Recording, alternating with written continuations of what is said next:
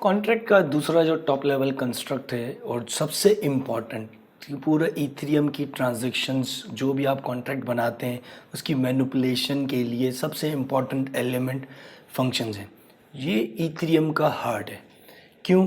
क्योंकि आपने कोई भी ट्रांजैक्शन करनी है, कोई भी बिजनेस लॉजिक एग्जीक्यूट करनी है, वो फंक्शन के थ्रू होगी।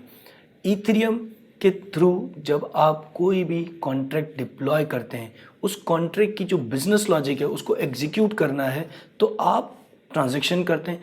वो ट्रांजैक्शन एक्चुअली फंक्शन कॉल होता है। तो आपने कॉन्ट्रैक्ट बनाया है, उस कॉन्ट्रैक्ट में फंक्शन लिखे हैं, वो फंक्शन कॉल होते हैं। ईथरियम में सॉलिडिटी में जब आप स्टेट वेरिएबल बनाते हैं, वो जैसा कि हमने देखा था स्टोरेज लेवल पर स्टोर होते हैं ब्लॉकचेन में। उनको मॉडिफाई कैसे करेंगे?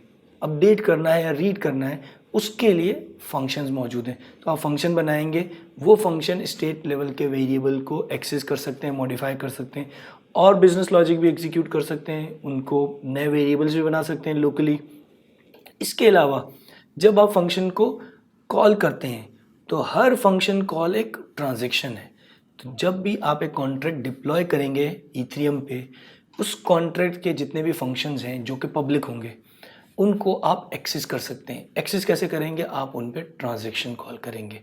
जब आप उन पर ट्रांजैक्शन कॉल करेंगे तो एक्चुअली आप फंक्शन कॉल कर रहे होंगे, लेकिन ईथरियम ब्लॉकचेन में हर चीज़ एक ट्रांजैक्शन है। जब आप अपना कॉन्ट्रैक्ट डिप्लॉय करते हैं, वो भी एक ट्रांजैक्शन है। वो कॉन्ट्रैक्ट डिप्लॉय होता है और उसका आपको एक एड्रेस मिल जाता है। अब उस एड्रेस पर आप फंक्शन कॉल करना चाह रहे हैं, तो जब आप फंक्शन कॉल करेंगे वो भी एक ट्रांजैक्शन होगी। वो ट्रांजैक्शन जाएगी ईथरियम के ब्लॉकचेन के पास पहुंचेगी, उसे पता चलेगा इस एड्रेस का ये फंक्शन कॉल करना है, तो आपका कॉन्ट्रैक्ट लोड होगा मेमोरी में, उस कॉन्ट्रैक्ट का वो फंक्शन एग्जीक्यूट हो जाएगा। तो आपकी की सारी ट्रांजैक्शंस और बिजनेस लॉजिक जो एग्जीक्यूट हो रही होती है वो फंक्शंस के थ्रू ही एग्जीक्यूट हो रही होती है।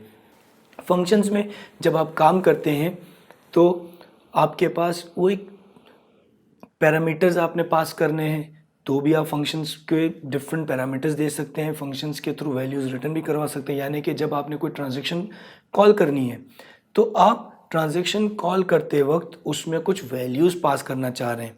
आप फॉर एग्जांपल किसी स्टूडेंट की एज अपडेट करना चाह रहे हैं तो आप सेट एज का फंक्शन बनाएंगे। सेट एज का जो फंक्शन होगा उसमें जब आप वैल्यू पास करेंगे 45 या 60 या 70, वो फंक्शन रिसीव करेगा और अपने अंदर वो स्टेट वेरिएबल को अपडेट कर सकता है। इसके अलावा फंक्शन जब कॉल होगा, आप चाहते हैं कि वो आपको कोई रिस्पॉन्ड करे, तो जब आप ट्रांजैक्शन कॉल करेंगे उस ट्रांजैक्शन का कोई रिस्पॉन्स चाहते हैं तो आपको फंक्शन वैल्यूज़ रिटर्न भी करता है। फंक्शंस सॉलिडिटी में दो तरह के होते हैं। नेम्ड फंक्शन, फंक्शन का कोई नाम होता है। उसके अलावा जो फंक्शंस होते हैं वो अननेम्ड फंक्शन, एनोनिमस फंक्शन है, जो कि एक ही है। वो फंक्शन फॉलबैक फंक्शन कहलाता है। आगे चल के हम उसे डिटेल में देखेंगे। जब आपके कॉन्ट्रैक्ट पर ईथरियम ट्रांसफ़र किए जाएं, अगर कोई ईथरियम के कॉइन्स आपके कॉन्ट्रैक्ट पे ट्रांसफ़र करे और आपका कोई ऐसा फंक्शन जो ईथरियम को हैंडल ना करता हो, लेकिन आपने फॉलबैक फंक्शन बनाया हो, तो वो फॉलबैक फंक्शन ईथरियम को रिसीव कर लेगा। तो आप अननेम्ड एनोनिमस एक फंक्शन बना सकते हैं, उसे फॉलबैक फंक्शन कहते हैं, और बाकी जो आप फंक्शन बनाएंगे वो नेम फंक्शन होंगे। ये एग्जांपल देखें, इसका एक बेसिक सिंटैक्स है। आपने लिखा है function set as int a space public curly bracket open, ये क्वालिफायर है। क्वालिफायर हम आगे चल के देखते हैं। तो आपके फंक्शन बनाने का एक बेसिक सिंटैक्स है। आपका कीवर्ड है फंक्शन, स्पेस नाम, राउंड ब्रैकेट। यहाँ पर आपने वो पैरामीटर्स बताने हैं जो आपका फंक्शन कॉल होते वक्त रिसीव करेगा। यानी कि जो भी इस फंक्शन को कॉल करेगा उसे ये वैल्यू पास करना ज़रूरी है। क्योंकि सॉलिडिटी स्टैटिकली टाइप है, तो आप जिस वेरिएबल को रिसीव कर रहे हैं आपको उसकी डेटा टाइप भी बतानी पड़ेगी। यहाँ पर आपकी डेटा टाइप इंट है, यानी कि ये सेट एज का फंक्शन है और ये एक न्यूमेरिक इंट वैल्यू रिसीव कर रहा है। तो जब आप इसमें अगर स्ट्रिंग पास करेंगे तो पास करते वक्त ही एरर आ जाएगा। अगर आप कोई वैल्यू पास नहीं करेंगे तो भी एरर आ जाएगा। कॉल करते वक्त इसमें वैल्यू पास करना ज़रूरी है। कंपाइल टाइम पर ही आपको वो एरर दे देगा कि ये रिक्वायर करता है वैल्यू जो कि आपने प्रोवाइड नहीं की है। इसके अलावा आप देखें अगला जो सिंटैक्स है, function get age int a public returns. जब आप चाहते हैं कि आपका फंक्शन कोई वैल्यू रिटर्न भी करे तो आपको स्पेसिफिकली स्पेसिफाई करना पड़ेगा। तो आप देखें, आपने आखिर में राउंड ब्रैकेट के बाद देखा public space returns space round bracket में इंट, फिर curly bracket open curly bracket close.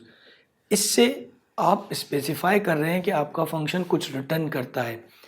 क्या रिटर्न करता है? वो इंटीजर वैल्यू रिटर्न करता है।